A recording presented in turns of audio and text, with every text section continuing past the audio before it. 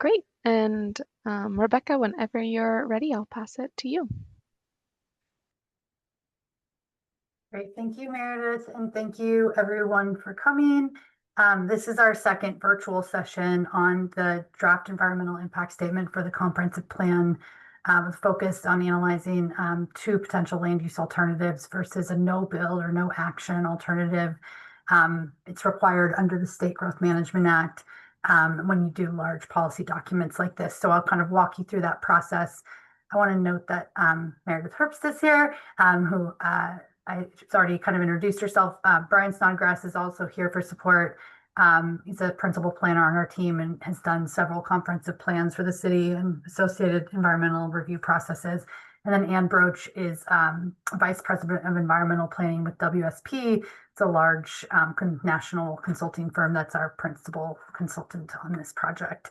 And Ann has led the DEIS development on the consultant side. Next slide, please. So just some housekeeping.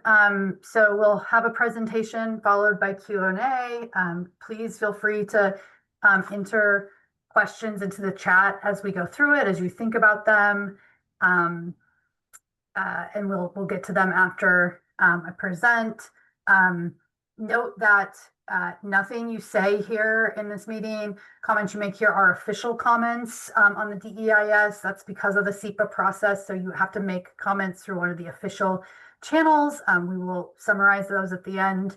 But we have an online form. You can email, you can mail us, you can call and leave a voicemail, but we'll walk you through those. But just know that we want to have a discussion and hear comments and your feedback, but those don't represent official SEPA comments that we have to reply to in the final environmental impact statement. So also submit them to the formal channels. So we have a community agreement for all our events. Essentially just means show each other respect and be open-minded to diversity of experiences and backgrounds and perspectives. The session is recorded, as Meredith mentioned.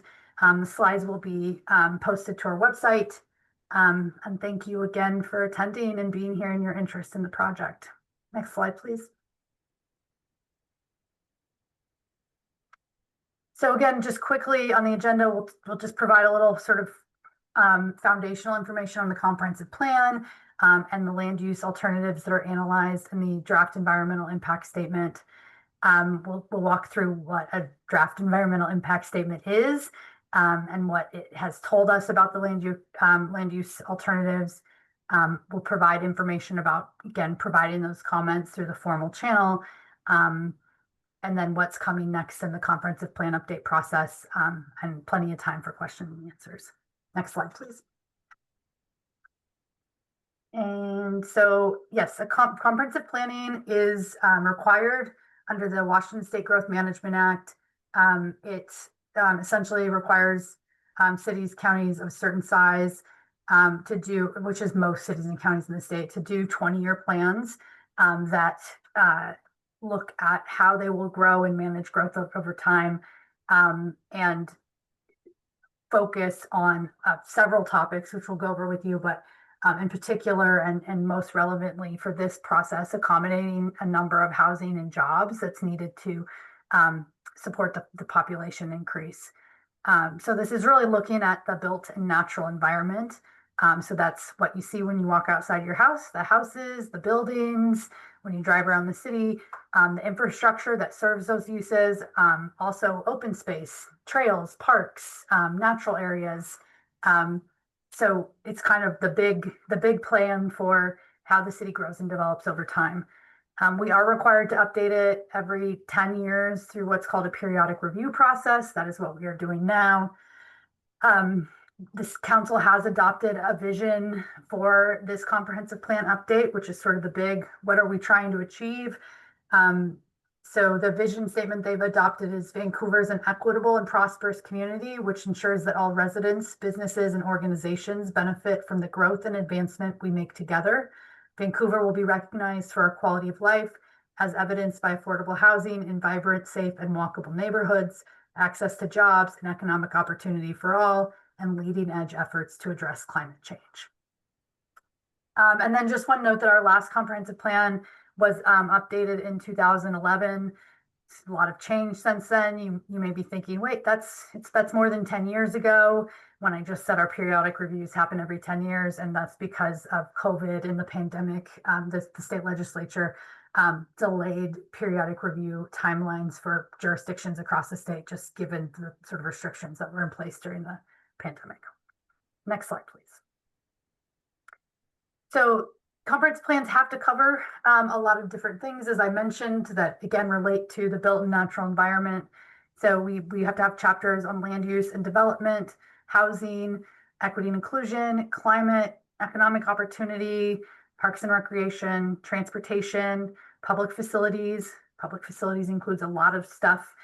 That's all the services that you think of that you get. So water, sewer, stormwater, solid waste, which is like garbage and recycling, transportation, schools, parks. There's a lot of public facilities and public services that have to be addressed in this plan. And then annexation, which is under the Growth Management Act. It is anticipated that cities will annex their full urban growth areas within 20 years. That has not been the case in Clark County. Clark County is somewhat of an outlier in terms of the size of UGAs and the level of development that's occurred in them. And we can talk about that if people have questions. Each of these elements or chapters has background information, goals, and associated sort of policies and actions associated with it. And so that's, in some ways, it provides a work plan to how to make progress towards the desired outcomes in each chapter that together help us achieve that big overall vision we just looked at. It includes a map of different land use designations, so general categories for what uses and the scale of development that can happen in different places. Those are generally called zoning districts, and so that's what's been applied in the land use alternatives, and that's what we're comparing.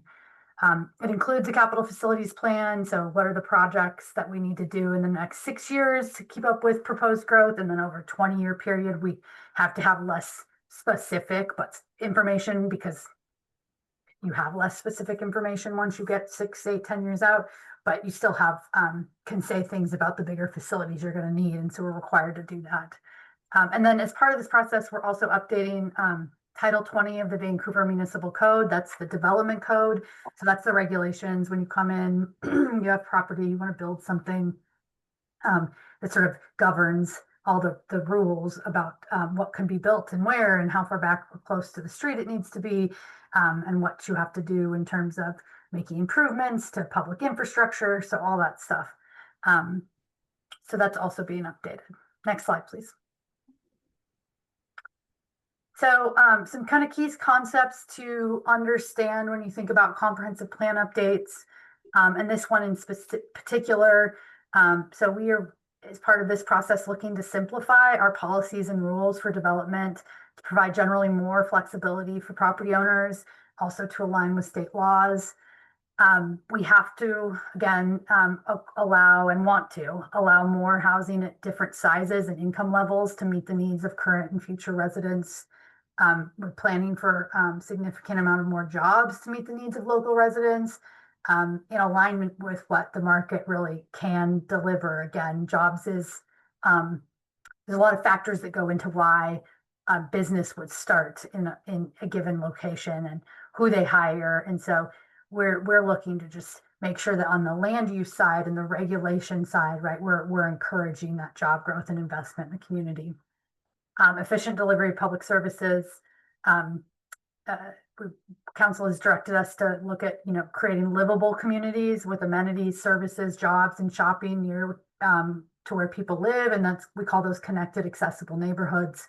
Council has very strong and defined goals around climate equity and public safety as their core policy priorities. So we will be advancing those as part of this effort. Again, we have to comply with the Growth Management Act and a bunch of other state laws, particularly related to housing and climate, that are new. Comprehensive plans really don't facilitate or really even envision rapid change. It's incremental change that happens over years and years and decades to help address your long-term population growth and associated jobs and housing needs and public facilities needs. And then just because your property is maybe the zoning changes. As a note, the zoning will change on every property in the city. We're proposing a whole new zoning district sort of system. But just because that changes doesn't mean you have to do anything or anyone's going to do something to your property, right? It's still a private property system. People still decide what they want to do with their land within the range of things that are allowed in the development code. Next slide, please. So again, I mentioned we're working with a lot of new state requirements, particularly related to housing and climate. So some of those we'll talk about, but generally we have to plan for housing for all income levels. We have to show that the city can accommodate the population we've been allocated by the county to accommodate by 2045. And we have to account for disparate impacts. So that's different outcomes for different racial groups from past policies, and look to not have disparate negative incomes on different groups based on future policies. And you can see our housing need by income category. This is important. Basically, we have to have a certain number of housing units that are affordable to people who make a certain percentage of the area median income. Notice on the far left that we need over 4,000 units of housing that's affordable to people who make 30% or less of the median income. And then there's another number that's 0 to 30%, but that's permanently supportive housing. So that's where there are services on site. There's another big number that's between 30 and 50, another big number that's between 50 and 80. And just want to note that those are typically housing that needs some level of public subsidy. So we have to show that we have capacity for it, that our zoning is likely to produce more units that are smaller and more affordable. And we have a lot of work to do at the state level to advocate for more tools to fund public subsidies, because the market simply doesn't build a lot of this housing in most cases. And then our population, jobs, and housing targets are here. So you see plus 81,000 people for a 2045 population of 281,000.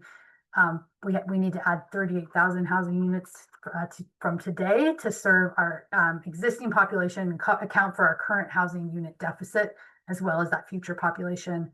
And then we're targeting 43,000 plus jobs.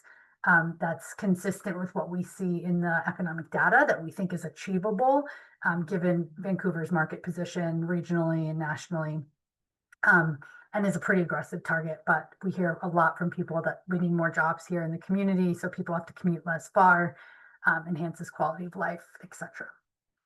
Next slide, please. So we also have state requirements around middle housing. Vancouver, for the last 80 plus years, has reserved the majority of its land for single family housing only. So it allows 1 unit of housing per residential lot. In 2023, the state passed HB 1110, which essentially said cities of a certain size, you can't do that anymore. You need to allow more housing on your residential lot. So we need to allow at least 4 units per residential lot, and at least 6 if it is near transit, if those lots are near transit, or if 2 units are affordable. So that's state law. And we need to allow 2 accessory dwelling units per residential lot that can contribute to the 4 or 6. It's not in addition to. Next slide, please. We also, the HB 1110 says that standards or regulations in our zoning code for middle housing cannot be more restrictive than what we have for detached single family homes. Also cannot have any parking minimums for affordable housing, and no more than 0.5 per unit for all other housing. There is a provision that allows for single stairwell buildings, or what we call single loaded buildings. This is super important for multifamily housing and having different sizes and types of multifamily housing that's appropriate for families. And that includes, apartments that you rent, but as well as condominiums are also multifamily housing. We also have to calibrate our impact fees to the size of the housing. So right now, so the impact fees help fund or address the proportional impact of new development on certain systems. transportation system, park systems, and schools. Right now, if you build, a single family house that's 1,500 square feet and a single family house that's 4,000 square feet, you pay the same impact fees, even though it's more likely that more people are living in that bigger house. And it has a higher proportional impact on the system. So we are required to calibrate those now based on the size of housing. And again, we have to allow for permanently supportive housing. That's housing with services on site, for behavioral health services, addiction services, mental health services, whatever it may be, all over the city. Next slide, please. And then we have a lot of guidance from our council, existing guidance that's been adopted through various planning and policy documents. I mentioned connected, accessible neighborhoods. So that's making it easier for people to access the things they need to access regularly. So big things like parks, schools, grocery stores, daycare facilities, equitable access to opportunity. So this is just really the idea that your zip code does not determine your access to opportunity, whether that be jobs or healthcare or school or transportation. We build up and we fill in. Vancouver's landlocked. If we annex more of our urban growth area, we have more housing, jobs, and people to accommodate. It's not like we can annex our way out of this. We need to be efficient with the way we use land. So building up and filling in is the strategy. More housing at all income levels. Council has been very clear about addressing our existing deficit and not waiting 20 years to do it. So trying to make front-loaded progress on housing unit production. Safe multimodal transportation options. So essentially lots of ways for people to move around that are safe and comfortable, regardless of your age, ability, or your mode of travel. More jobs in the community, and then community health and quality of life for everyone. Next slide, please. So here's where we are in the process. This comp plan update is a multi-year process. We're 2+ years in, for 2.5 years in. We've spent a lot of time analyzing sort of existing conditions, our housing needs, our jobs needs, what different types of zoned land is kind of producing in terms of housing and jobs. Done a lot of documentation of existing conditions around who lives here, how that's changed, and then visioning with the community. It's been public engagement with thousands and thousands of residents over the last 2 years. We've developed alternatives. So again, we have these land use alternatives that we're now analyzing through this environmental process. That includes the application in new zoning districts. We're taking public comment right now, and then we'll use those comments to create a preferred land use map. It won't be one or the other. It'll be some combination. The current range of things we've analyzed provides our council with a lot of options. And then we'll release a draft plan, code, and map for public comment later this year.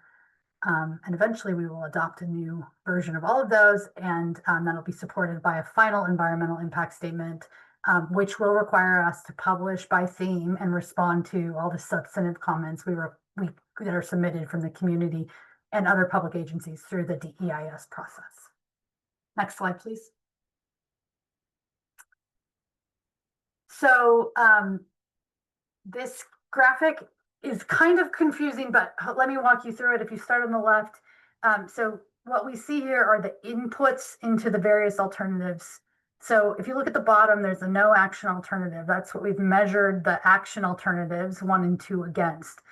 The no action alternative is essentially our existing plan and policies and development code, plus the implementation of state regulations that go into effect automatically if we do not do anything, if we don't act to comply with them. So that's specifically referencing HB 1110. That's the middle housing bill that allows 4 to 6 units per residential lot across the city.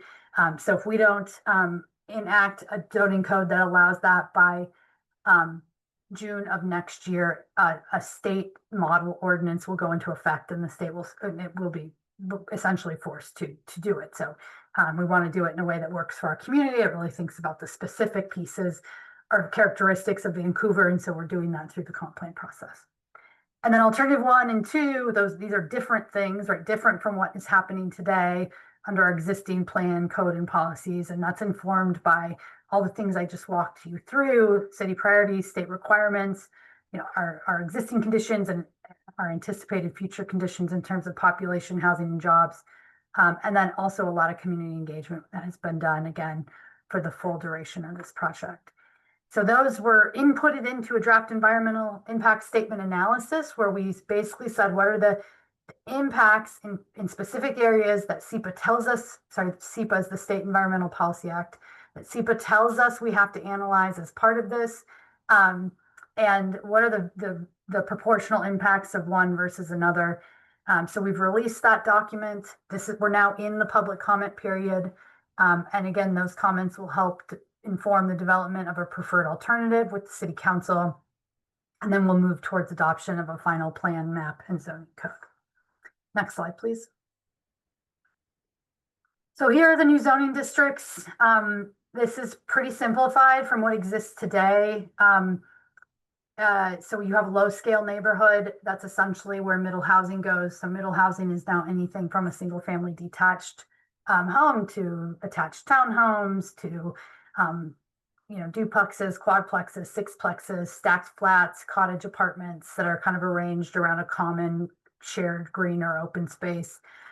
So it's all those middle housing types we showed on the earlier slide. It'll also allow some level of neighborhood serving commercial uses. Right now, we have a lot of areas that people have to drive pretty far to get to the things they need. And so starting to see some incremental addition of those more neighborhood serving commercial uses in some of these big areas that are just single family right now. Medium scale is the equivalent of our multifamily zone. So that's where you see apartments and condominium development. Also allows some level of kind of neighborhood serving commercial uses. Mixed use neighborhoods are areas where you're going to see a lot of mixing of uses and a higher scale of development. Regional Activity Center is essentially the highest scale of development that you'll see. Think downtown or Columbia Tech Center. Institutional campus is really areas that need to master plan in phases because they're institutions. So think Clark College or Peace Health.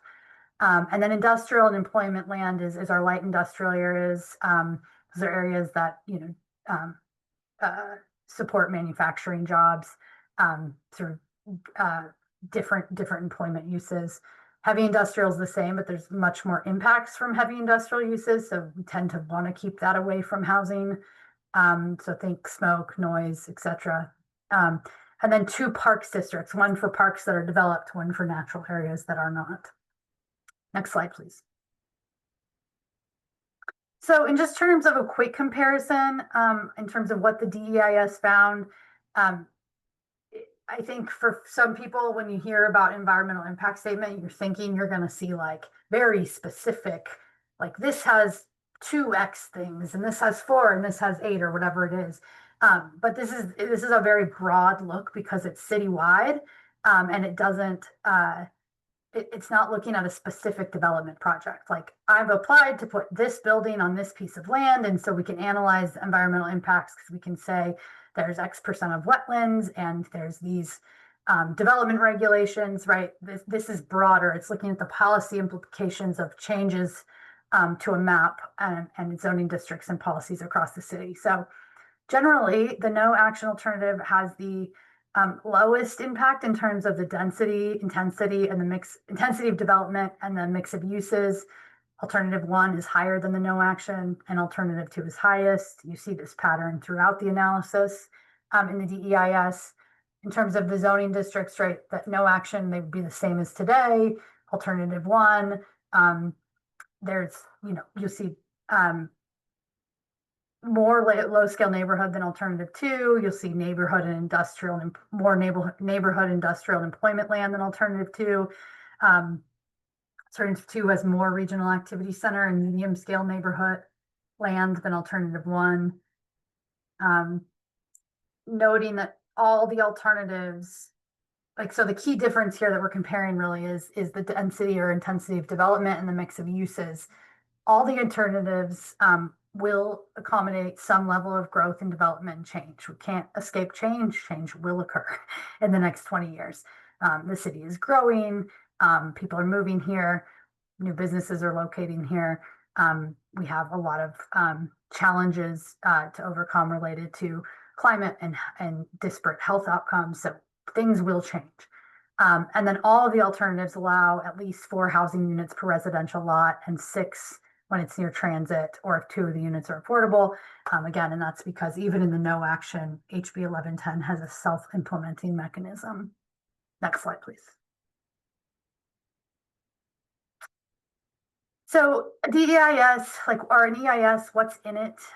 So these are sort of the categories on the right that are in a draft environmental impact statement and an EIS generally. This is regulated again by the State Environmental Policy Act, or SEPA. This tells us what we need to analyze in terms of environmental impacts. So land and shoreline use. So this is what gets built, where it gets built, how we protect shorelines and other critical areas. Housing, spent a lot of time on that. Aesthetics, so think of light and glare from development. Historical and cultural resource preservation, that's focused on buildings in some areas, but it's focused on a much broader range of cultural resources than people typically think of, including places where our Native Americans, where archaeological resources associated with Native American communities are located. Things about transportation, noise, how you're going to serve areas with public utilities. Again, that's things like sewers and water and garbage collection and schools and parks. Air quality, greenhouse gases, and climate. So we have to look at how different alternatives support cities' climate objectives. We have to look at things like geologic hazards, soils, and topography. Those things impact where stuff can be built and around the city. Then water resources and plants and animals. And again, the DEIS describes how each alternative could impact different aspects of the built environment. This is required by the state. The comment period runs through September 8th. And really it focuses on impacts inside the city limits, right? These things are not unrelated. Just because you cross the boundary from the city into the county, these things are not unrelated to each other, but we have to focus on our jurisdiction. The county will do an environmental impact statement for their potential alternatives as well. And then again, it really compares order of magnitude. It's not providing a lot of specific quantitative analysis in a lot of places because you can't, again, because we're just talking about policies and new regulations that apply over the next 20 years, not necessarily specific projects. So it really kind of is order of magnitude. Next slide, please. And in terms of the key findings, just really want to emphasize that all alternatives have impacts, including the no action. We can't stop growth and change from occurring. It happens. We don't live in a sort of world that stays static. People move here, people leave the city, people have kids that then live in the city. Various things change. We all make individual decisions that sort of impact how the city evolves at scale. Generally, the no action has the lowest number of new housing units, so it has the lowest potential impacts. Because we have numbers on housing units, we use those as a sort of proxy, a way for assessing impacts. The higher and highest new housing units are in alternative 1 and 2, so those have higher and or highest potential impacts. But not all follow this sort of pattern because there's a difference in sort of how we locate around the community. So for instance, there's alternatives where we're going to have more GHG emissions overall, but much less per capita per household, right? So the way that we've arranged things means people will drive less. So individual households will drive a lot less. We'll have a lot more people. So emissions are still rising, but the amount per household is going down, right? So that's a different sort of way to look at things.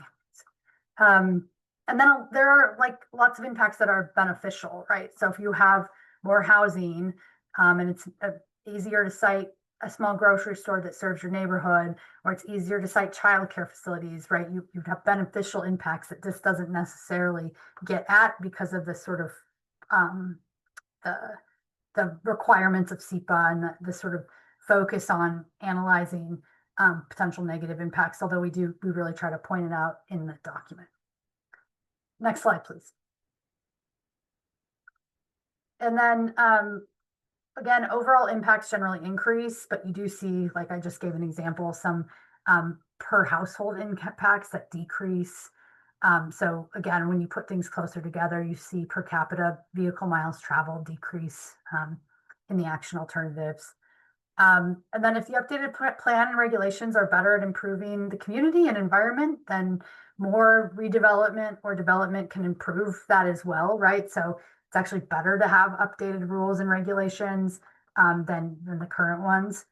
And then there are a lot of proposed mitigations in the draft plans, policies, actions, and regulations. So those are things that say, okay, there could be an impact here. Here's how we would avoid, minimize, or mitigate that. Next slide, please. And so you can I'm not going to walk through all of this, but just you can kind of see some key findings around what happens in the no action versus alternative 1 and 2 in terms of jobs and housing, which one has the highest potential for housing diversity and affordability. So you can see highest, alternative 2 has that highest potential for those housing things we want to see. There's also displacement risk. So we do think about where might new development have unintended consequence of forcing people out, because new construction is more expensive than existing buildings. And so we've analyzed that. We think about commercial displacement as well. But it's important to note for all of that, right, is yes, we need to think about that consideration, but when we build more housing and we add more commercial spaces, we have more places for people to live and businesses to locate. So we have to think about the overall as well as who's here right now and how that might be impacted. And then vehicle miles traveled that we carried or already covered, excuse me. Next slide, please. So in terms of the public comment period, so again, we have to have a set public comment period. The minimum is 30 days. The city's elected to do it for 60 days. We know that people need more time to digest these things.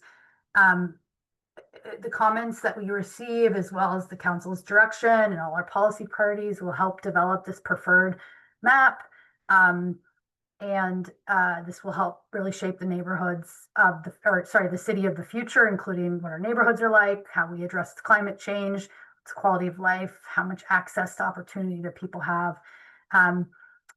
So anyway, it will inform the development, and hopefully it will help us combine the best features of both alternatives. So you can explore the story map online. It walks you through a lot of what I just said, and more kind of in some specific areas. We really encourage people to walk through that and spend the time, and then provide comments on questions they have, issues they see, things they would like to see on their specific property or in their neighborhood or in areas they care about. And then you can also, if you need some light reading, refine the full draft EIS online. It's a few hundred pages. The story map is designed to kind of walk people through it in a much more accessible way. Next slide, please.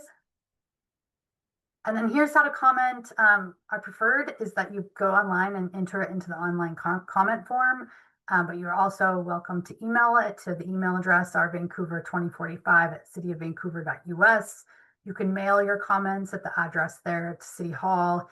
You can leave a voicemail with your comments by just calling the number you see on the screen. And again, we do have one more interactive public meeting coming up on August 9th at City Hall. It's a Saturday, 11 to 2, drop in. There's no presentation, so you can come whenever, and staff will be there to walk you through and answer your questions. Next slide, please. So in terms of what comes next, again, we have this public comment period. It will close on September 8th. We use those comments as well as council's direction and policy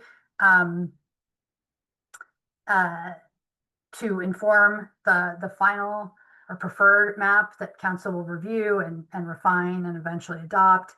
And then again, we'll release a draft of the plan that includes all the goals and policies, the development code, and the map for public comment later this year.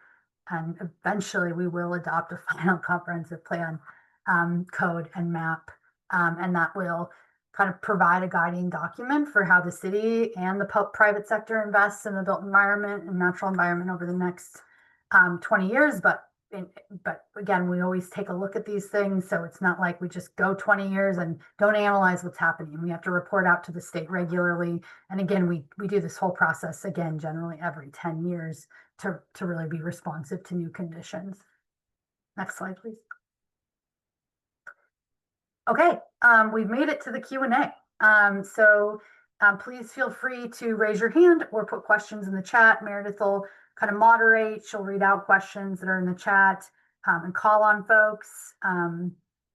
Again, your comments and questions are not formal comments. You need to submit them through the channels on the previous slide.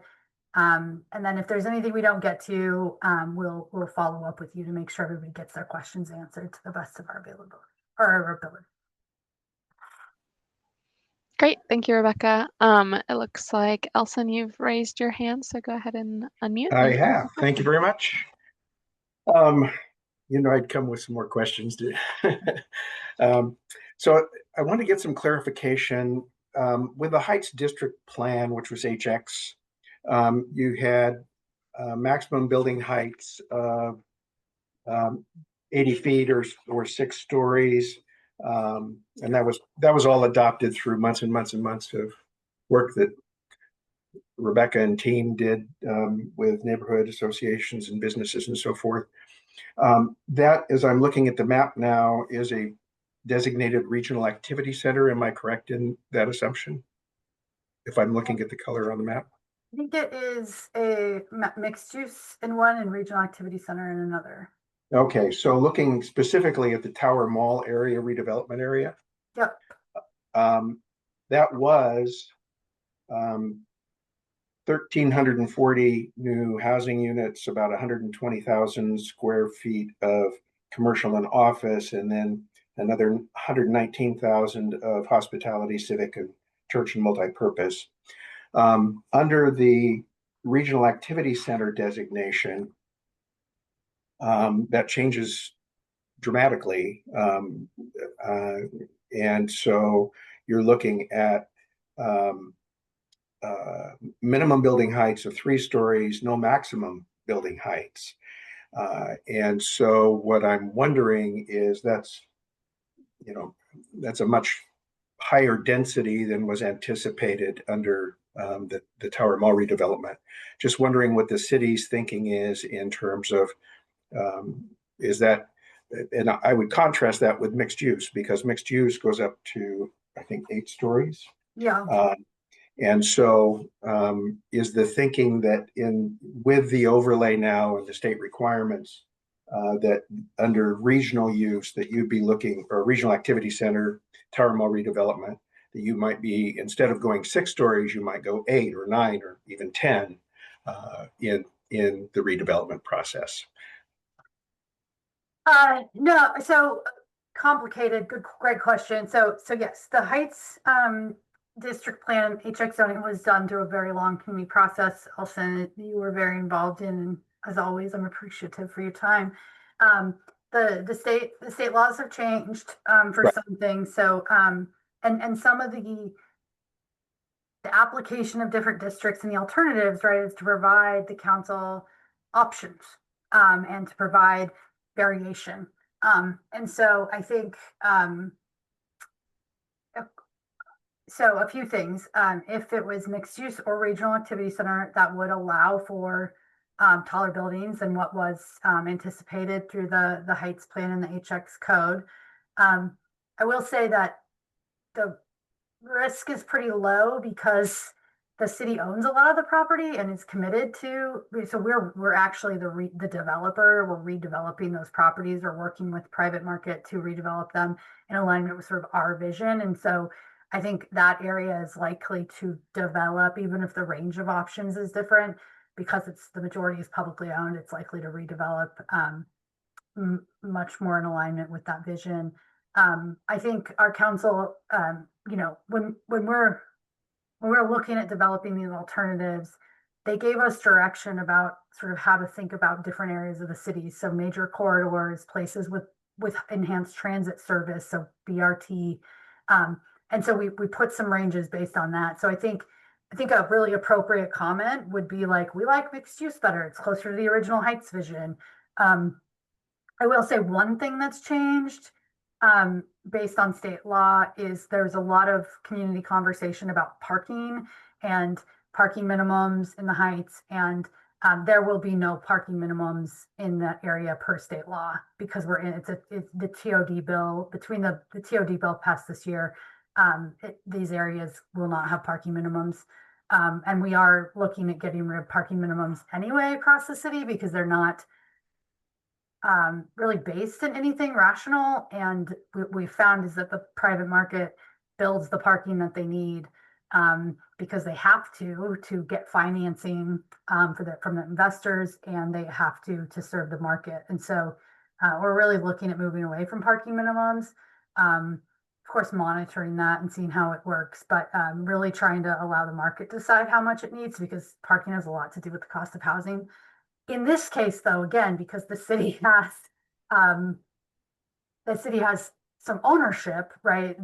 Some of the projects that are happening in the Heights right now under the new state law don't have to have any parking, but they will have parking. And that's how most projects will be. I mean, you see in some parts of the city, people build over the minimums because they think they need it to serve the market. They're sort of the people they think are going to live there. In other places like downtown, much better served by transit, much more walking options. See people building a lot less, but they're still building it. So yeah, that's a long answer, but I will just say I think a good comment is if you like one alternative better than the other, specific to the Heights and the whole plan, and you think it's more consistent with that process and what came out of it, make that comment. Two, I think the risks are that things don't align with that plan, even with the new zoning districts, are pretty low, again, because the city there's a high level of public ownership of land in that area, and we are redeveloping in alignment with that vision that we worked with the community to create. So other areas of the city don't have that necessarily, that sort of level in public investment that's taking place, but the Heights is one that does. So hopefully that helps answer your question. Not the most direct answer, but it's not the Well, most if I could just follow up then. So with regard to parking minimums, so with the redevelopment of that Tower Mall area, there will be no parking minimums according to state laws. Did I hear you correctly on that? Mm-hmm. Okay. And then with mixed use throughout the city,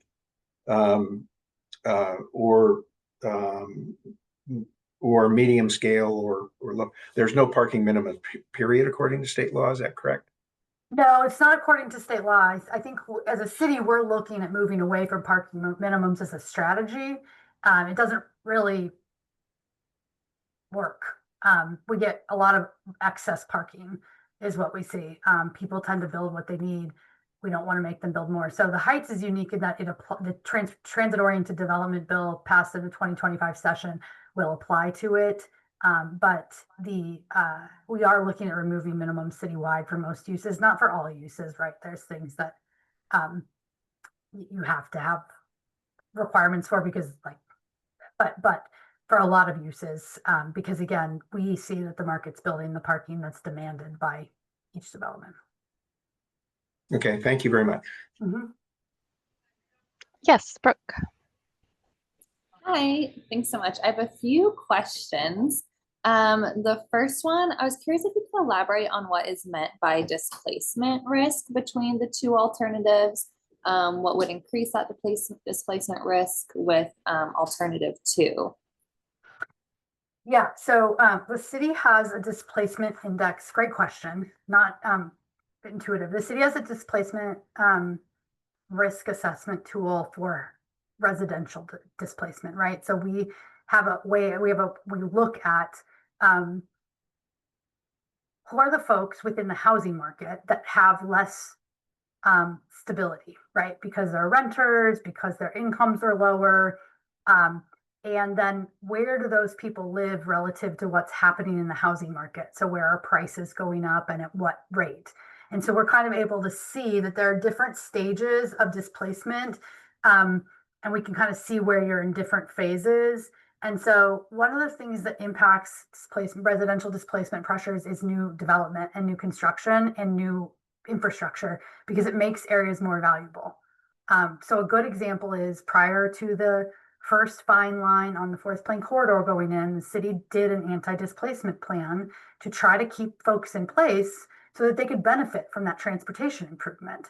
But when you have really good transportation and transit access, things get more valuable. And so we did a lot of stuff in terms of adding affordable housing, supporting small businesses so people could who were either supplementing or that was their primary income, kind of their incomes could grow with the cost of housing. There's a number of anti-displacement strategies that we have put in place over the years because the combination of public and private investment in any area can change the housing market dynamics very rapidly. So when you have a high percentage of renters, you have folks who make below the area median or honestly even 120% of the area median, you have folks who are at risk to the types of housing price increases we see year over year because they do not keep up with wages. Commercial is a little different, but it's a similar thing in that, right? Like if you see an area that there's public investment in, you're adding better streets, better sidewalks, better lighting, better parks. Those commercial spaces tend to get more valuable because more people want to be there because it's safer and more comfortable and feels better. And so we also have a lot of strategies around supporting small businesses. For example, in the Heights, we're looking at having, some of the part of our negotiations with our partner developers is having low cost commercial space that's new and in this new area that's going to attract a lot of place that we can use to help incubate small businesses and support local businesses so that they can kind of benefit from these public investments too. So displacement is complicated, but we have tools for sort of trying to understand where different areas are at. And we do have tools that we're implementing, and some of them we've been implementing for a long time to try to create more, especially on the residential side, housing stability. Again, so the people who the investments are intended to serve, right? The reason the Fourth Plain Vine was first is because it had the highest transit ridership, right? People there needed transportation. And so we wanted to make sure folks could stay there and benefit from the better access to opportunities, education, jobs, healthcare, all of that transit investment provided, rather than being pushed out farther where housing may be more, may cost less, but it's less connected to those opportunities that people need to be successful. I hope that helps. Yeah, no, that helps a lot. Thanks for explaining that. And Meredith, I saw that you posted a link to more information about the anti-displacement strategy with the city, so I'll look into that as well. And maybe this is answered in that, so I can look through it as well if there's an answer for this in there. Are there currently affordable housing requirements for new development and or will there be with this plan? Yeah, another great question. So when you say affordable housing requirements, I think what you're referencing is mandatory inclusionary zoning, which is when you say you're a private developer, you're building a private development, and we're going to require that some of your units are affordable at some percentage of the area median income. And so the answer is no. We don't currently have mandatory IZ enabled in Washington state. We do look at, and the city has not looked at that approach either for various reasons. And one of them is that we've seen in our region that when you have mandatory IZ, you're actually driving up the cost of housing because you're driving down the number of units produced. So what we saw in Portland, right, was the IZ hit, right, the requirement for inclusionary units hit at 20 units. And so all these areas where you previously would have seen a building with 6 stories and 80 units, we're building to 3 stories and 20 units, right? So the market was just saying, we can't do this affordable housing because it's hard to finance, because investors don't like it. They don't want to invest in projects that have that. And it becomes challenging to finance just because the tools don't work well together. And so until those issues are addressed, we have not seen places where mandatory inclusionary zoning has resulted in a huge increase. I'm not saying there's no increase, but a huge increase in affordable units. And I think the challenge is that if you look at the increase in affordable units versus the opportunity cost of the units that were not produced, you have a real challenging thing on your hands. So right now, the only state law that has has required this is there's a what's called a TOD bill, or Transit Oriented Development Bill, that was passed in 2025 that does say in some areas, cities, you have to do some things, and one of them is require affordable units. And here's the financial offset tools that you need to provide. What we found is that funded inclusionary zoning can work. If you fund it, if you offset the cost, then developers can still finance those and build them. But if it's unfunded mandatory inclusionary zoning, what you see is just massive underproduction than what you might otherwise have gotten.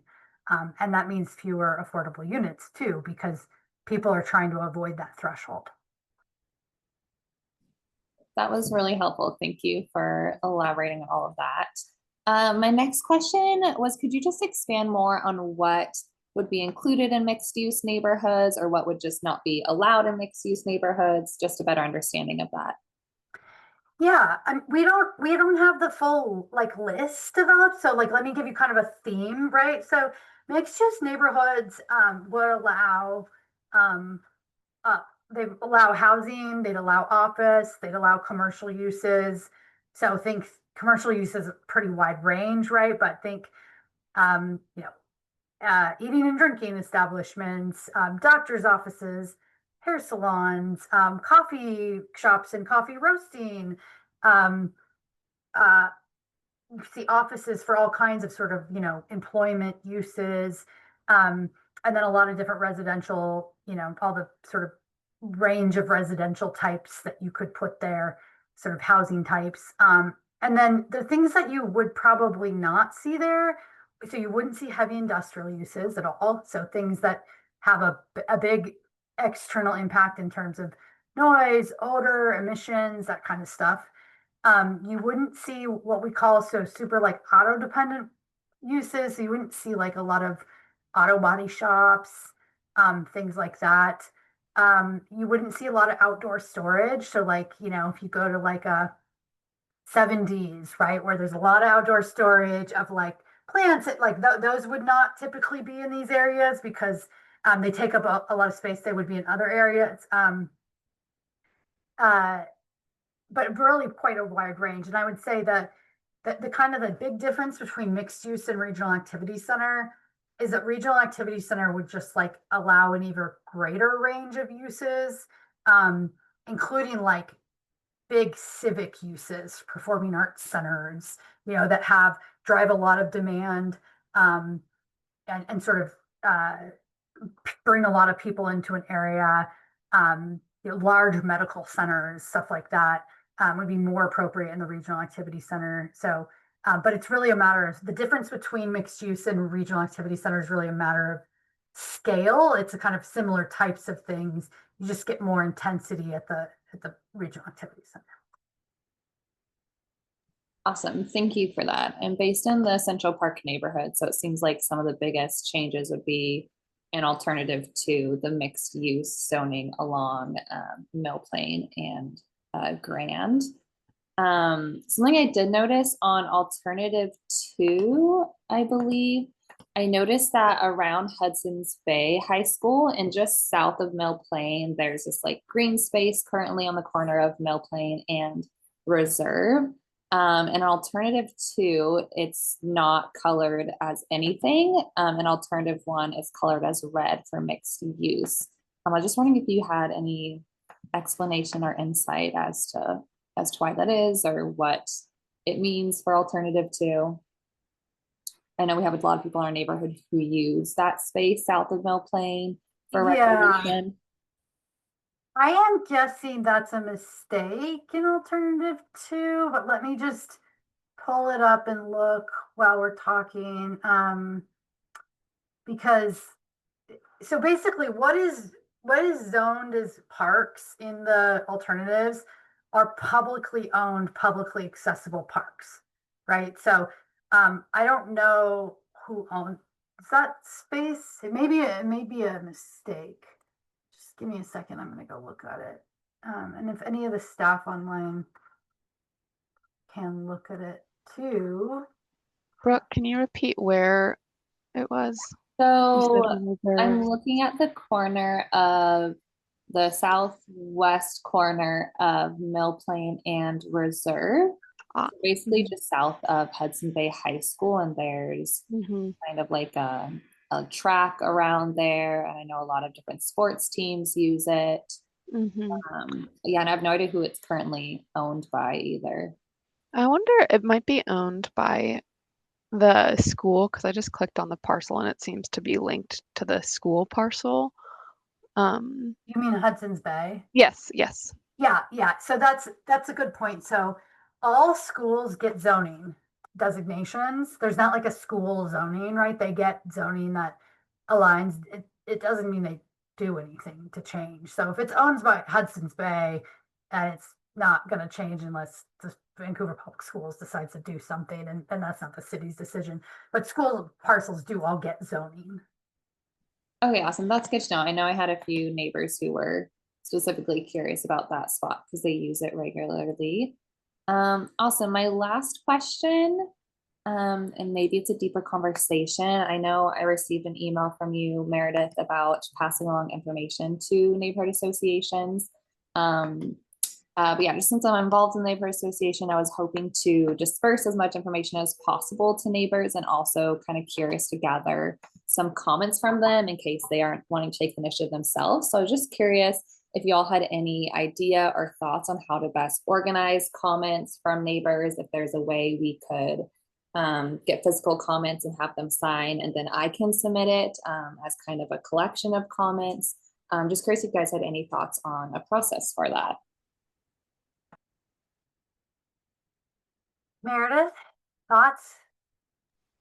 Yeah, I mean, I think there's a variety of ways you could do this. But if you printed a template or something, and if you print something and have people sign it or have people write down their comments, you can send that to me through that Our Vancouver email, like as a PDF.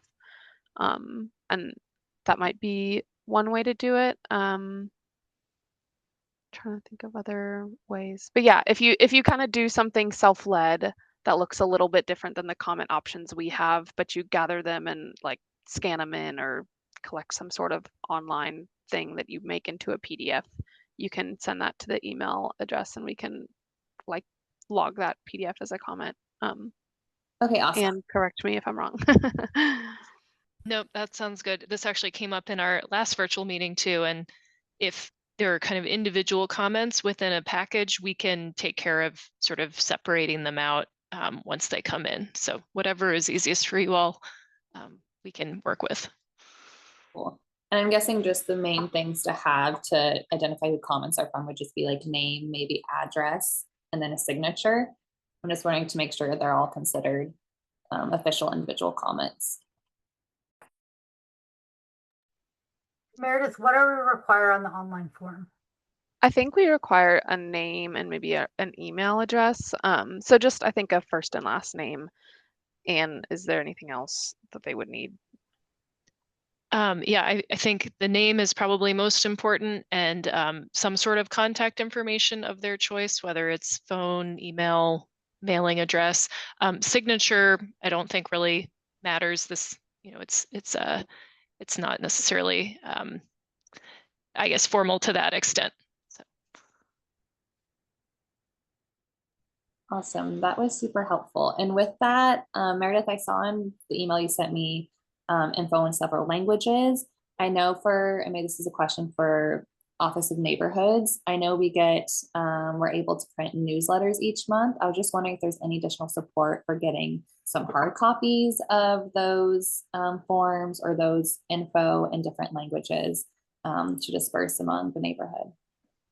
Yeah, I think if you let me know what, if you need something, materials printed to help distribute, just email me and I can leave them at the front desk for you to pick those up. Awesome. Thank you. I appreciate it. Those are all my questions. Thanks, Brooke. Chatham and Janice?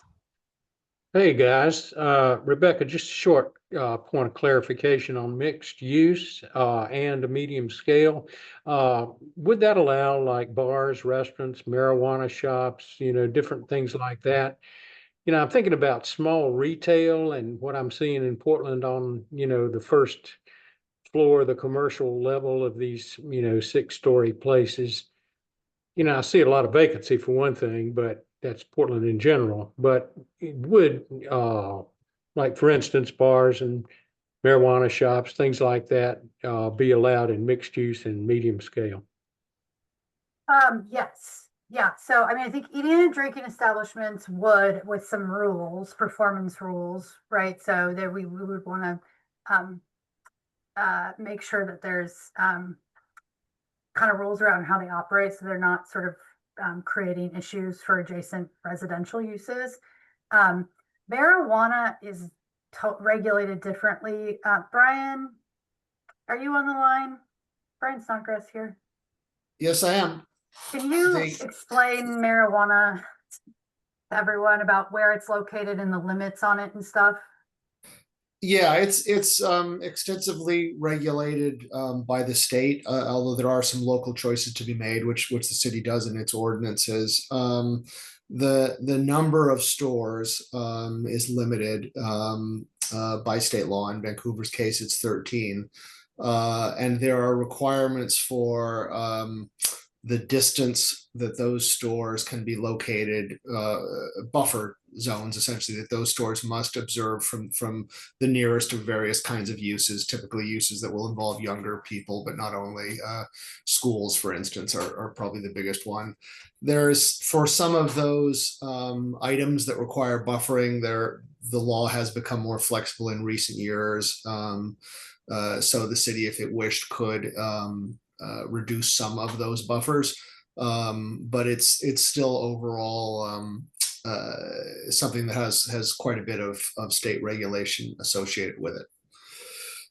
Okay, thanks. That's good. Very helpful. I'm just wondering if now to those buffer zones, does that apply to bars as well? No, just marijuana. Okay.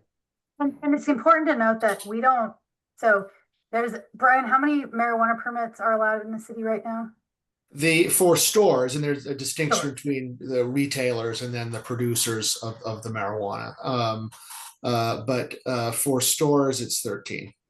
Yeah, so we may allow, I mean, I don't think we're going to prohibit marijuana stores from like, or we haven't talked about prohibiting it in the mixed use.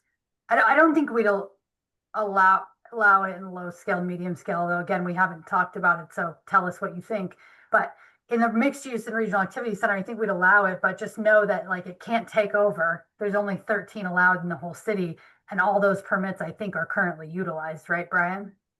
Yeah. Yes. So it's pretty limited. You won't see concentrations of those in like one space typically. And then bars and restaurants. So did I miss anything? No, I think you got it covered. Thanks very much. I'm sorry I've got to jump off and go to another meeting. Okay. Thanks a lot for your good work. Thank you. If you have questions, feel free to email us. Okay, will do. Thanks a lot. Bye.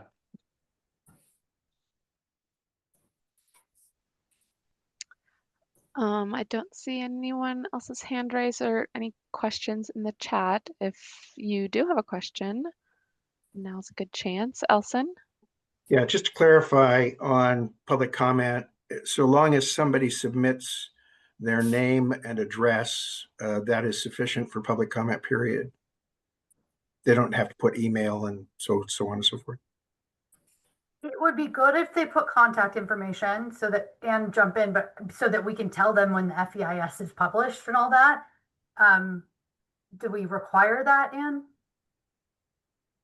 No, it's not a strict requirement, but again, we do like to be able to alert folks when the FEIS is published. So an email is probably the easiest way to do that. But if folks would prefer just to give a postal address, that's fine as well. Okay, thank you.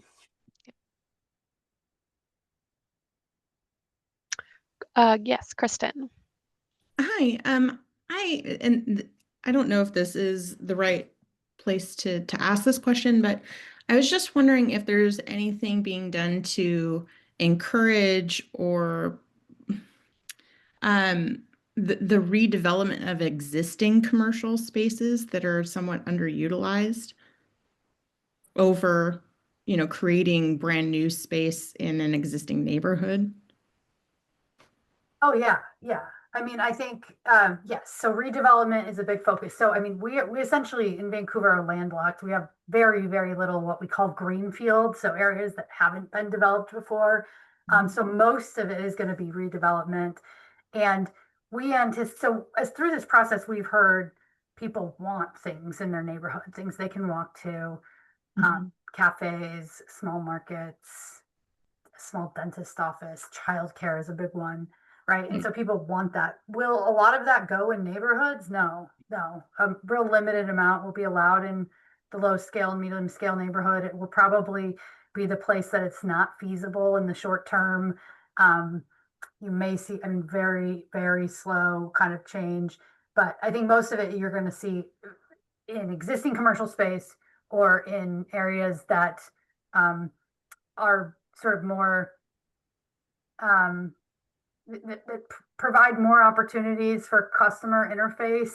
So more like your major your corridors and stuff where more people are moving through there so they can stop. Again, neighborhood serving uses is something we hear people want a lot, but I don't think there's going to be like a wild proliferation of them. They won't be required, right? It will just be if someone wants to do that. And again, I think you're going to see commercial investment. Well, you're going to see very little commercial investment in the short term because the commercial market in this region is very bad. But in the even medium and long term, you're going to see it in existing commercial areas where they can locate near other things that people are going to. So yes, certainly redevelopment in existing commercial space is contemplated and encouraged through the plan and the policies and the zoning districts. Okay, thank you. Yep.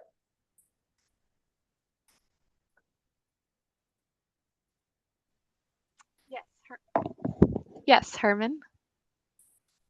Wow, that's fast. I had another phone call and I just got back onto the Zoom.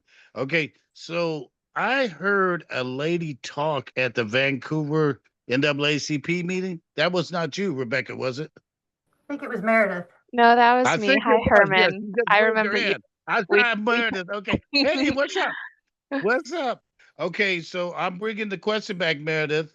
The question I asked you at that time was regarding this wonderful growth plan and the comprehensive growth plan and the number of years you guys been working on it. I think somebody said 12, 14 or something like that.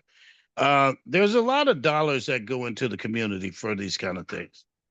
And as a pastor, I know a lot of churches spend dollars and then they all of a sudden change and decide they no longer want to work with inner city, urban, poor folk like I am sometimes. Okay. So, in this particular growth plan of Vancouver, since this is my home territory, I want to know the longevity because I'm seeing the numbers of the people I'm helping with food and housing and everything else I put money out for to help people.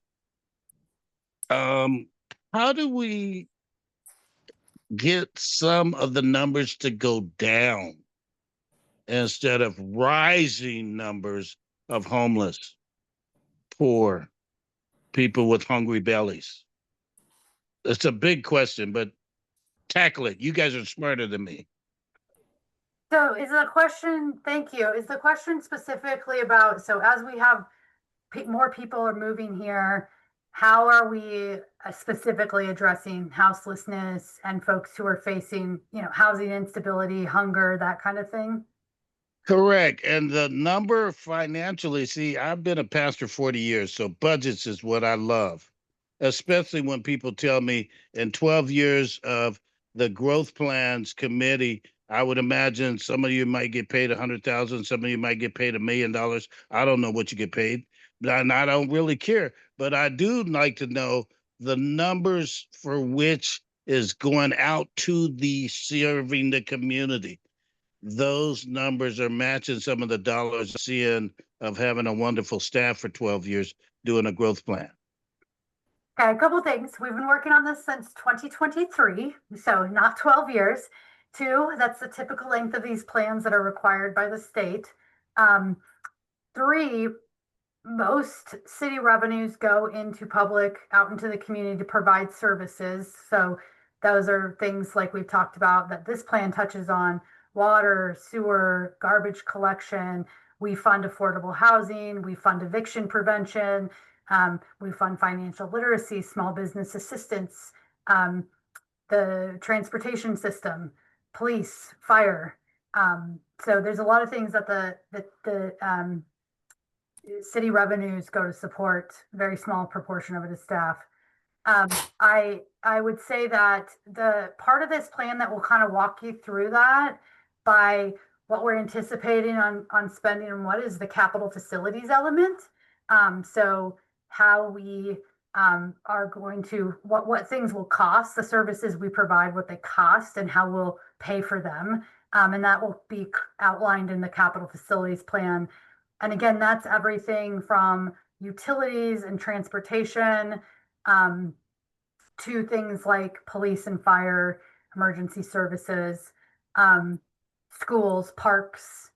And then I think the broader question I think you're asking is like, well, how does a plan like this impact the things that you care about and work on? And thank you for your work in the community, which is like that people aren't homeless, that people have enough to eat, that people can access housing. And I'll say that this plan doesn't get at all of that. But it does look at, one, how can we provide more jobs for folks or have more jobs here for people? And it will have actions that particularly address the way that the public sector can intervene in that through things like job training opportunities, that kind of thing that we do with our partners, through things like making sure that we have land for industrial and manufacturing jobs, which typically pay family wages and don't require necessarily advanced education that is expensive to get, right? So making sure we have land for those types of jobs. And then on the homelessness and housing side, I'll just say there's one thing that statistically correlates with high rates of homelessness in this country, and it is vacancy rates. So if you don't have enough housing, if you have extremely low vacancy rates, so that it is all the competition for every unit is high, so the prices go up, that is when you get homelessness. That is the only thing that statistically correlates with homelessness in America. And so you see places like, Detroit, very low incomes, but they don't have a housing shortage, right? You don't see a ton of homelessness. On the West Coast, high demand for housing, not enough supply, you see a lot of homelessness. And so I think just in terms of adding housing, addressing our deficit, getting to a place where our housing market functions better, we have reasonable vacancy rates, and you don't see housing prices just continuing to accelerate so much closer or so much faster than wages. That is a supply issue that this plan will try to address. But we don't do what you do, sir. And so I thank you. We don't provide those direct service, right? Like the stuff we're talking about is like, can we get better outcomes in 20 years? This plan is not going to fix what hungry people will do tomorrow. So I guess I'll just say I really appreciate your work and partnership in being here. This is trying to get at the sort of more longer term causes. Well, I understand in the meantime, all of us need to be addressing the symptoms, which is which is hunger and housing instability and people not having the things they need to be successful on a daily basis. And that is a big issue too. So. Can I have a follow-up? Sure. Okay. I love your answers and I appreciate all of it. I guess my follow-up is statistically, what'll help me on the end I do to get the better outcomes. If that third part of your answer to me will, with the staff you have to do numerical, statistical, analytical reports. I took a class like that way back in the 70s at Concordia, Portland, statistics and research. If someone gives me an outcome of statistics and numbers for that third dimension part of which you answered, that homelessness has gone down this far because we've increased housing in Clark County, that jobs are more available at this statistical analytical number, then I can go to my resource people and say, hey, listen, Clark County, Vancouver, all of this area, we are partnering together in a cohesive collaboration way. Here's some numbers. And people like numbers when they want to give money, at least to me. Maybe you guys don't have that, but I know federal government does ask you guys to give numbers. So I'm being a little sarcastic, but you understand what I'm saying, Rebecca? Thank you so much for your answer. You gave me a lot for my ears. Thank you. Yeah, no, thank you. And yes, so I don't think we've done enough. We haven't been able to dent things yet, right? But I think that we can, to the extent that we can partner, right? Show you coming out of this process, what are we doing? Because I think what we're proposing to do is aligned with all the best practices in terms of accelerating housing production, in terms of ensuring we have land for jobs that don't require very expensive educations, in terms of working with partners to make sure people get access to the skills that they need to be able to get those jobs. So I can, we haven't done the work yet, right? We're talking about the things that will get us on the right path right now. And so we can provide you with that. I'd also, Meredith, I'm going to send you a chat or a link. It's worth taking a look at, if you can put it in the chat. It's a book that came out a couple of years ago called How Homelessness is a Housing Problem. And it really, really talks about, the correlation between low supply of housing and high rates of homelessness. And I have a copy. I'm happy to let you borrow if you want to shoot me an email. So anyway, that's a useful resource as well. Yes, But yes, much we want to appreciated. partner and can help Yeah. you. And when you're talking to funders and partners to say, here's what the city is doing. Here's the Amen. yeah. Thank you. Mm-hmm.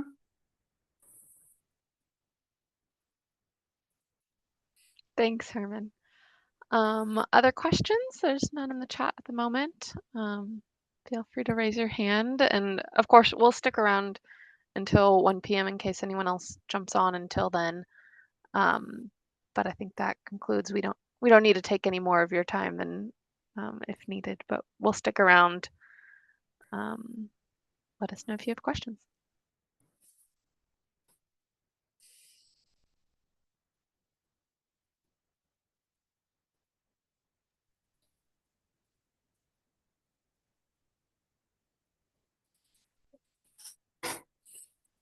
Yes, I'll send. I know you're going to stick around because you advertised till 1 o'clock, so you're sort of stuck anyway. So I just would like to drill down a little bit more on just that activity center. So Rebecca, you were noting that the council really hasn't grappled with that in terms of whether they might apply a mixed use zone. It just seems to me that that first of all, there's a recognition that all bets are off throughout the city with regard to whatever was current zoning. So we're starting with a new slate based upon the legislation that was passed, and so I get that the HX zone that was there previously now is, at least with the Tower Mall areas, replaced with this regional center. It would seem that given the densities the city's needing to implement, that that particularly if they're going to have mixed use next to the regional area, would at least look at a increasing from 6 to the 8 stories of mixed use, or perhaps a little bit more, because that would be new development that could help meet the density requirements. Yeah. So it's really important to distinguish between what's allowed and what's feasible. And you know this, Elson, right? Like, so there's Right. a range of things, right? Like that would be allowed. It doesn't mean it's feasible or that's what would get built for a variety of reasons, market conditions, if the ownership, whether it's private ownership for folks who don't do anything or city ownership that is invested in a vision that was created with community and is going to work to develop that. And I spoke incorrectly. You're right. That's the Tower Mall area bordered by Divine, MacArthur, and Mill Plain is regional activity center in both. The Tower Mall broader, Heights district has more regional activity center on the east side in alternative 1 than it does in alternative 2. There's some regional activity over there as well. So your question was, in terms of the targets we need to meet, is regional activity center going to help us do that more? Was that the question, or? Yeah, I think it is. I mean, it's a blank slate. Yep. And I understand you're saying city has ownership in that, but just, I mean, if you've got, you have mixed use on the south side of Mill Plain, all the way through South Cliff and on down, and which is up to 8 stories. So it would seem to me logically that if that's the case and you're trying to get access, which is going to be much better in the regional activity center because you're going to have new roads put in, much more ability in terms of ingress and egress, that you might increase the density there. In terms of going up beyond what was the 6 stories. Yeah, I think that great point, and I think what you're saying, which I think is a really helpful comment, is, hey, we'd rather see more of this intensity of development in this commercial node than in our neighborhood, Right. in an area where you have poor access. And I think that's a really good comment. I mean, I do just want to say the application of mixed use to the Mill Plain corridor was done based on a direction to have an alternative where we're analyzing that along all the major transit corridors. Doesn't Right. mean that's where it's going to end up. And so I do think just saying like, hey, it's more appropriate here than here. And certainly the transportation issues you've raised totally are legitimate, right? Like I've been pondering them. So I think that's a really good comment. And I think the whether or not it's feasible to go to, higher than 8 stories, like if you go to mid-rise density in Tower Mall, it certainly is not feasible right now. But maybe in the long term it does and it helps. But yeah, I think that's a great comment. Like, hey, focus it in this node and keep, the neighborhoods south of Mill Plain or just around Mill Plain to the west more residentially focused, right? I think that's a great comment that we can take in and share, and as we have the discussion. Yeah, and I think, all of the neighborhoods surrounding the Heights district, I made the comment before, certainly not every neighbor is happy with that ultimate plan, but everybody just, realized, okay, that's what we're going with. And that the plan, even as Heights district, would have significant impact on, on the surrounding neighborhoods. And particularly if you're looking at, and pick our neighborhood, pick Du Bois, pick any of them around, that particularly with no minimum parking standards, there are going to be folks who will find it very convenient to park in the neighborhoods. I mean, I see that every Sunday with the church that's on the corner, the Russian church that's on the corner of Mill Plain and Andreessen. They have a wonderful following. They have a big parking lot, but does not nearly accommodate all of the folks who want to attend. And so all of the neighborhoods are filled on Sunday morning. I would anticipate that those kinds of things will occur anyway. And so if you've got more capacity at the core. That makes more sense than slamming something in a mixed use in the middle of what our neighborhood or any other, with much poorer access, but understanding that that still is going to impact the neighborhood just in a less significant way. And final comment is, I get that just because it is on the plan for mixed use or medium scale, doesn't mean it's going to happen. It still has to go through approval process and all those kinds of things. But I'd like to think that when we revisit the comp plan 20 years from now, that I'll be there to weigh in, but probably not. So, I'd so, like to think I'll be there too, but probably. so, but once it's put on, once a zoning overlay is put on, then it's there. And so it does not preclude 10 years from now somebody deciding in mixed use, hey, a new seasons makes really good sense on the corner of Andreessen and rhododendron. I'm sorry, Mill Plain and rhododendron. Because it is a possibility. Yes, it still has to be permitted by the city, but it is permitted under the zone. So, things have a life of their own in zoning. You know that better than anybody, you and Brian and the other planning staff. So, I've heard folks say, well, probably never happened. Well, probably is not a good. It could, though. Yeah, I hear you. Not a good zoning, standard. So anyway, that's it for my thoughts and comments, but appreciate it. Yeah, I mean, I just really appreciate that too. And I think please make that right, like submit that comment. And I think we're gonna, when the council is, they can't look at every parcel, right? When they're directing the alternatives, they're basically saying, hey, we want to see something that maximizes land use along these BRT corridors. It doesn't mean that like there weren't, because there's been so much public investment, but it doesn't mean that they're not going to distinguish between different areas in that. It's more like, let's see what this looks like. And so I think those kind of comments do help as we get to the more preferred and start to really distinguish. That helps them. And I think that's good. Well, I appreciate it. I think when all is said and done and you do the preferred alternative, you're going to have to shake the Etch-a-Sketch and make some changes all throughout the city. One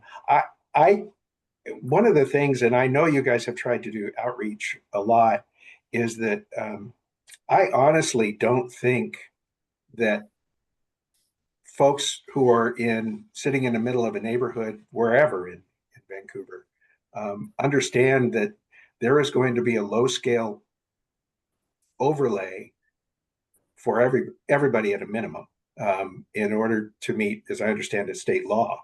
So, because we're a city of over 75,000, so that's, the city can't decide, well, okay, we're not going to do that in this neighborhood, whether it's Fisher's Landing or down wherever it is.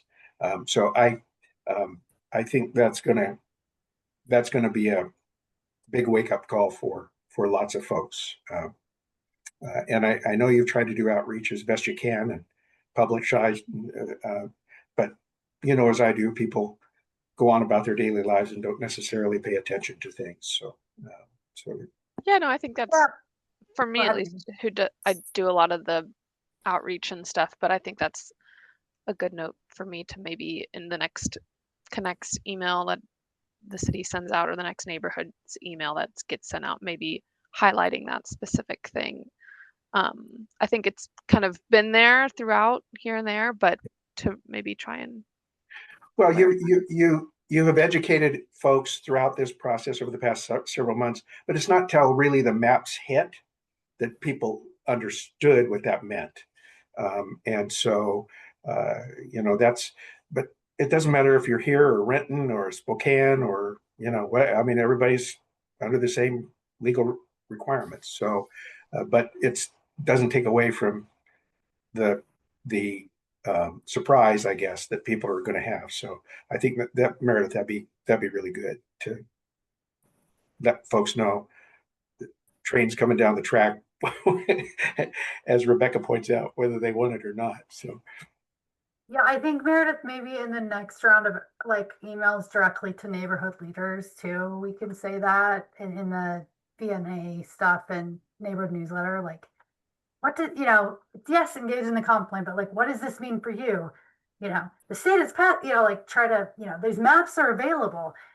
Maybe we can try to be a little more direct about the HB 1110, especially. Because yeah, I mean, we have engaged with some neighborhoods their leaders picked this up and are like been very engaged, and we've been to their neighborhood associations like along the way. Right. Some haven't, and so we can try to make a more sort of did you know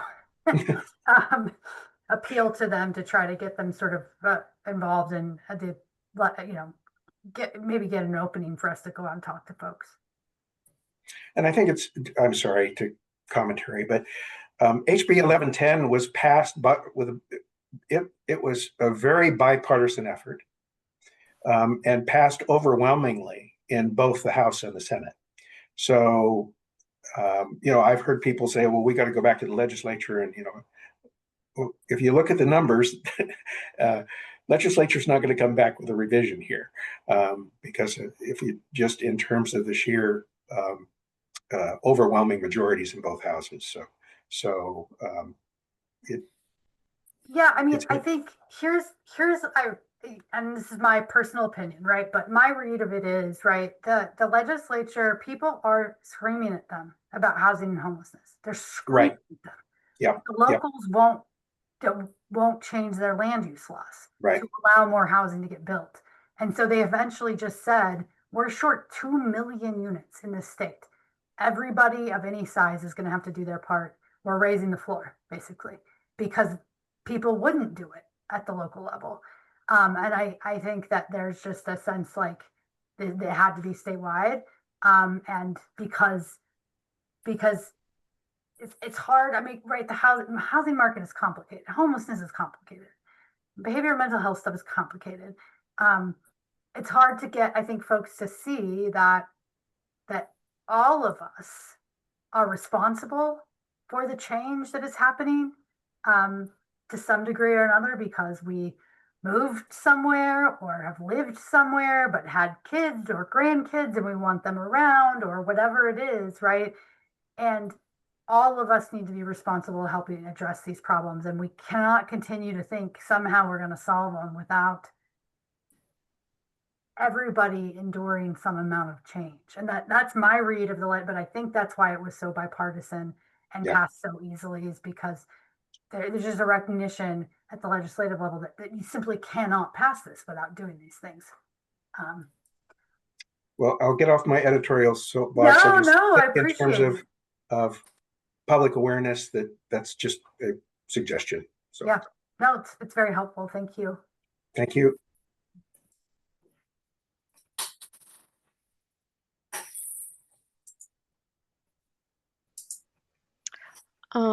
If there's no other questions at the moment, I can maybe pause the recording, and if anyone hops on or thinks of a question later, I can Rebecca, Brian, and Ann just kind of reach out and let y'all know to hop back on. Sorry, I'm hopping off on another meeting to go to. Thank you very much. Thank you. Appreciate it.